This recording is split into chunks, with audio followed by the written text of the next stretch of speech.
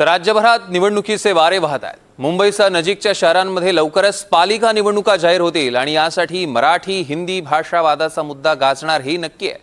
पण याच मुद्द्यामुळे एका निष्पाप तरुणाने आपलं जीवन संपवलंय। मुंबईच्या लोकलमध्ये त्याला मारहाण झाली, त्यानंतर तणावात असलेल्या तरुणाने आत्महत्येचा मार्ग स्वीकारला आणि यावरही आता वेगळं राजकारण सुरू झालंय। बघूया रिपोर्ट।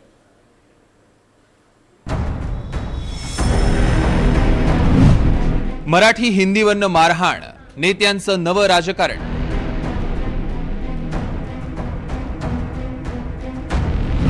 मराठी हिंदी वादाचा बळी, नेत्यांची राजकीय खेळी।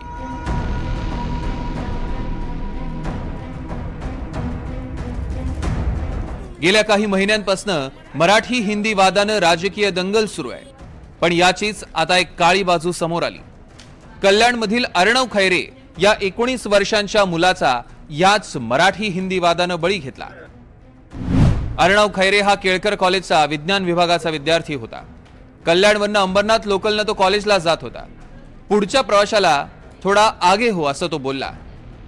तुला मराठी येत नाही का असं म्हणत प्रवाशानं वाद घातला। मराठी बोलण्याची लाज वाटते का असा प्रश्न अर्णवला प्रवाशानं विचारला। यानंतर प्रवाशी आणि अर्णव यांच्यात बाचाबाची झाली। याच बाचाबाचीत 5 जणांच्या टोळक्यानं अर्णव खैरेला बेदम मारहाण केली। दहशतीला घाबरून अर्णव ठाणे रेल्वे स्टेशनला उतरला। मारहाणीमुळे त्याला मळमळ आणि अस्वस्थ वाटू लागलं। लोकलमध्ये झालेल्या मारहाणीबाबत त्यानं वडिलांना सांगितलं। तणावात गेलेल्या अर्णवनं ओढणीने गळफास घेत राहत्या घरी आत्महत्या केली। मुलगा नेहमीप्रमाणे कॉलेजला निघाला।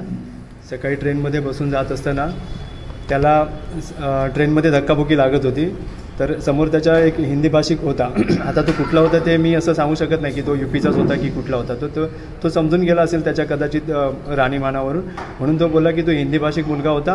आणि त्याला मी सांगितलं माझ्यावर धक्का येतोय, म्हणून तो त्याला हिंदीतून त्यांनी सांगितलं की भाई थोडा आगे धक्का दो, मेरे ऊपर धक्का आ रहा है। तर त्याच्या प्रवासी बाकीचे प्रवासी होते त्यांनी डायरेक्ट त्याच्या कानाखाली मारला आणि एक पहिल्यांदा मारला आणि त्याला सांगितलं की तुला मराठी बोलता येत नाही का, मराठी बोलायची लाज वाटते काय। आणि त्याला अजून माझा मुलगा घाबरत मला हे सांगत होता। अर्णव मराठी हिंदी भाषेवरनं झालेल्या वादातनंच तणावात गेला आणि हे टोकाचं पाऊल उचलल्याचं बोललं जात आहे। आणि यावरनंच नेत्यांनी आपापली राजकीय पोळी भाजायला सुरुवात केली आहे। भाजपनं याला राजकीय रंग देत हे ठाकरेंचं पाप असल्याची टीका केली। तर भाजपच्या या टीकेला ठाकरे बंधूंनी उत्तर दिलंय। ये जो उद्धव ठाकरे और राज ठाकरे दोनों समाज में तेड़ पैदा करने की जो कोशिश कर रहे हैं और समाज विघातक इस प्रकार के काम ये लोग जो कर रहे हैं, ये जो है वो विष फैला रहे हैं समाज में। भाषा यह संपर्क का माध्यम होती है, संघर्ष का नहीं। इसी का ये नतीजा है कि एक मराठी युवक को इस हादसे की वजह से अपनी जान गंवानी पड़ी है। मराठी मानुस और मुंबईकर उद्धव ठाकरे और राज ठाकरे को इसका सबक सिखाए बिना चुप नहीं बैठेगा। अमित साटम मला वाटतं सकाळी उठल्याबरोबर कराग्रे वसते लक्ष्मी करमध्ये सरस्वती करमुले तू गोविंदम प्रभाते करदर्शनम हे म्हणण्याच्या ऐवजी उद्धव ठाकरे नमः, उद्धव ठाकरे नमः, उद्धव ठाकरे नमः करून त्यांचा दिवस चालू होतो।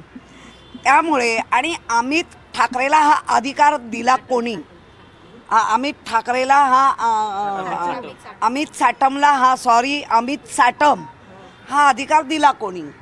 कारण अमित साटम सारखा ज्याला आमच्या मालवणीत गाळियारो म्हणतात, 1 नंबर शिव्या आणि वाटेल ते बोलण्यामध्ये ते एकदम माहिर आहेत। या परप्रांतीयांना पाठिंबा देणारे जे लोक आहेत त्यांनी ते लोक तोंडात मूग गिळून का गप्प बसलेत हा आमचा प्रश्न आहे।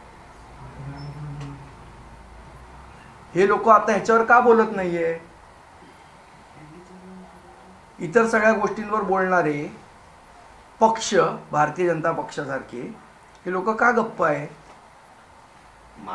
मराठी मुलाला न्याय मिळण्यासाठी महाराष्ट्र नवनिर्माण सेना त्या कुटुंबाच्या पाठी उभी आहे आणि त्याला न्याय मिळवून देऊ आणि जे कोण दोषी असतील त्यांच्यावर कारवाई झाली पाहिजे ही आमची याच्यामध्ये मागणी आहे।